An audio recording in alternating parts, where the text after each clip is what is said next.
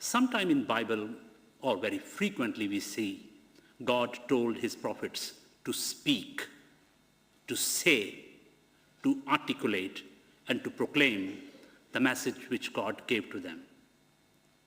Other times, he asked his people to show the message and to demonstrate the message in a symbolic way, especially when people were not listening and when they were not giving any proper attention.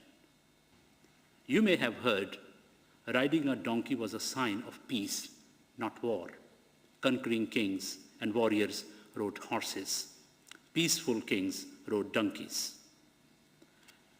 When I was growing up in Pakistan, I used to see every year a procession led by a horse. If you are familiar with Shiite Islam, and they are in Iran, Iraq, in Syria, in Pakistan, everywhere in the world, in the Battle of Karbala, the horse of the grandson of Prophet, he fought with him in the war.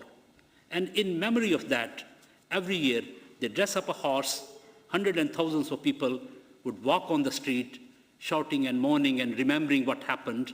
But the horse is usually decorated with nice jewelry, with quite impressive clothing, and then sometimes with swords, and sometimes with arrows, because that horse represents power, war, battle, killing, and all that.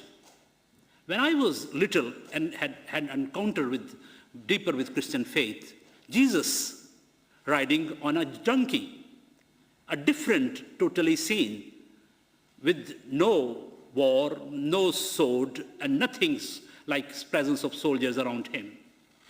Then the message was quite clear to me, and I was very confident I follow the Lord, who was humble, who was gentle, who was not interested in riding on the horses to show his glory, to conquer the world, and to invade the places.